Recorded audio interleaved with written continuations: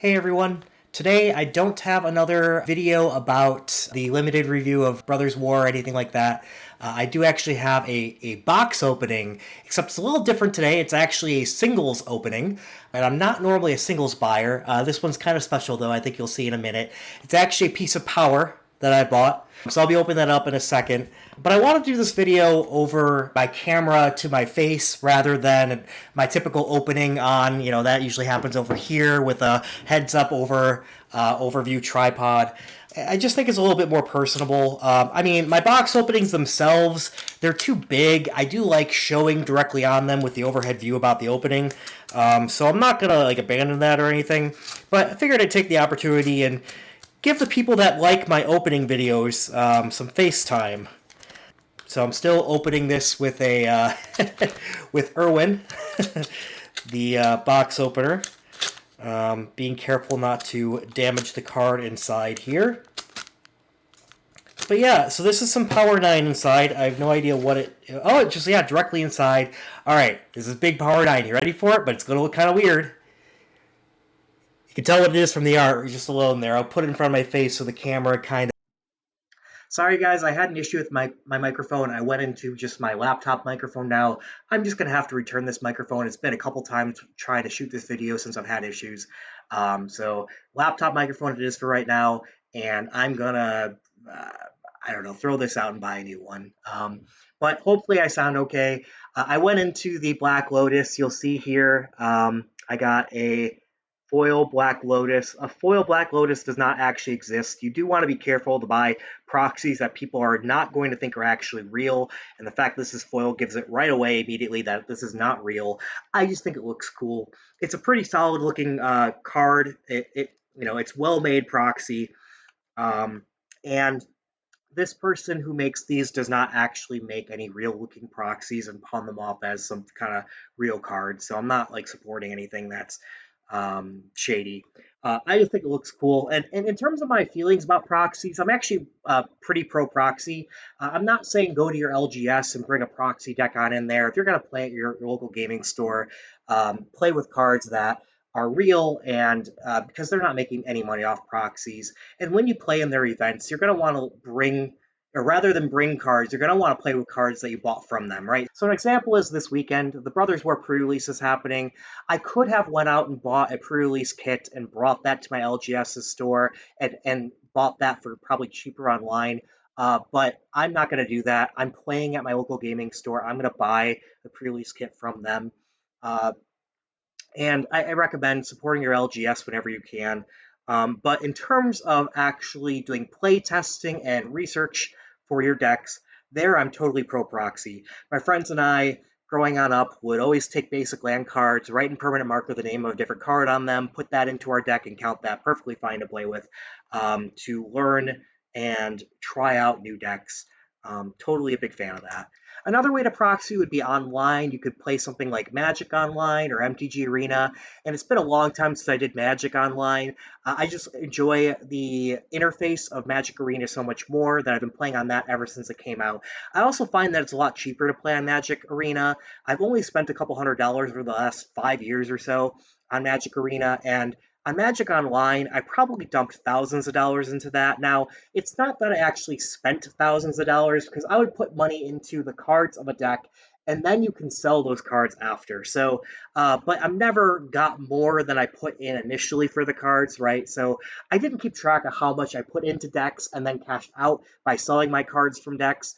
I would say it was probably a little over $1,000 or something like that. So it was more expensive, but that was a way to still be cheaper than in real life play, and I could play against random people. I get more action playing, more testing in. So it's a good way to go. Now with Arena, you can do it more cheaply, especially if you're a limited player. Like I have heard some people complain about constructed on Arena and being able to get all the cards that you need to be able to play. With limited, if you're playing that regularly and also playing constructed, like I have so many wild cards, I can buy probably 50 different decks several times over at this point in constructed. Limited is a great way to build your collection of MTG Arena, and you can do so cheaply, like I mentioned. So I highly recommend those players to consider limited. I think people just I don't know, they have an aversion to limited where they don't want to learn it, and it's a lot of fun. Not only is it fun for that, but also people are complaining a lot about the how many sets Wizards is coming out with, and I agree, it's a lot to keep up with. I mean, how many they've done so many more sets this past year than any other year, and it's just skyrocketed over the past several years. If you're playing limited though, you're only looking at like the standard legal type sets and one set at a time. So you have much more limited framework to work with, and it's not going to cause you wall fatigue or mental overflow into all those different sets.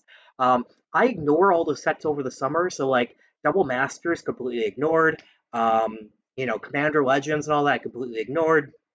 Don't get me wrong, like playing Commander was fun, but I play that kind of off on the side. I don't make a ton of different decks for there or anything. In fact, I don't even own a single Commander deck. Playing limited though, like if you're overwhelmed, take the shot at that. It's a much less overwhelming game to play. And over the summer, I didn't have a single new set. I was still playing Streets of New Capenna, so they focus in on the sets in standard.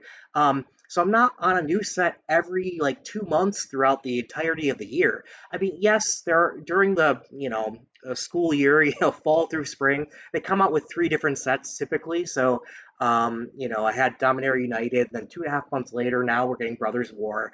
But it's not every 2 months throughout the entirety of the year. And I think people would benefit a lot from switching over to focusing to limited because you get a lot less of this overwhelming feeling. Um, so yeah, I think people should give that a try. In fact, like also like all the secret layers that come out, I don't really get the appeal of them. It's kind of cool they got the crossover. Like I was a fan of Stranger Things, and so like I kind of get the Stranger Things to Magic the Gathering crossover. That's kind of cool. I still didn't buy into the secret layers of that. Um, so if you're dealing with limited, you don't have to deal with all that set fatigue. Um, I do recommend it. There's a strong community of limited players. I mean, look at Lords of Limited, for instance. Limited Level Ups is another one that's big. There's a bunch of different podcasts for it. Yeah, we have a Discord group that we talk through it all. I do highly recommend joining Limited.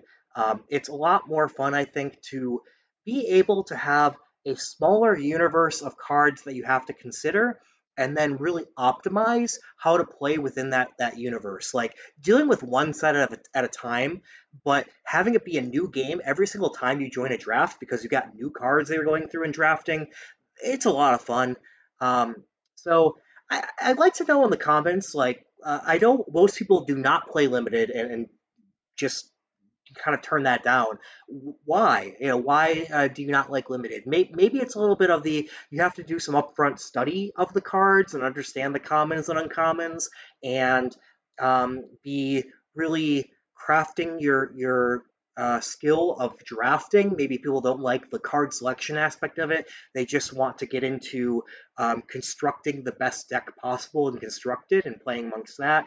Maybe they like having more cards. I do know, like, I've heard Commander players say they love sitting down at a game and facing a card that they've never seen before. That's fair. Like, to each their own. I personally like to know the cards I'm playing against and not have to, like, turn around and reread it every single time. That's why I do these set reviews to begin with, because the first time I sit down in my Brothers War draft, I want to know what the cards are and I have to read through every single one, right? Um, that gives you a good advantage. Maybe it's that I'm very competitive, and so I like um, the optimizing with limited bounds. That's what I like, and maybe most people aren't wired like that. I get that. So let me know down in the comments below what it is for you, like what's kept you from playing limited. Maybe you dabble in it. Maybe you dabble more in sealed. Sealed is a fun, good format. I prefer draft because I like the um, being able to pick a strategy of things that work together, right? In sealed, you're just given a dump of cards, make the best of it. I definitely enjoy sealed. I just enjoy draft better. If you like, and I have friends that like sealed more than they like draft, and I should ask them more of like why that is. 'Cause I don't quite get that as much, but um, put down below why. I am curious to hear a little bit more about the aversion to drafting because I feel like there is an aversion to that in the community, and I think those people that have complaints about being overwhelmed about so many sets, so many cards, uh, I definitely get the variant thing. Like, I think Wizards has come out with too many variants of cards that makes it not special. Like, you can't, we can't collaboratively say I had the foil version of this card. Now it's the extended art, blah blah, the borderless, the different, all these kind of different versions. You just kind of, it would be nice to like have the community all circle around one version of the card that's a premium card. Like, we got that one version, and now you got this debate of like the 12 different kinds of the same card. Which which one do you have? Which one's really the best? Um, so I get that. I'm not a big fan of all the different variants. I like having like one rare variant that everybody can agree, like, ooh, that you got the rare one.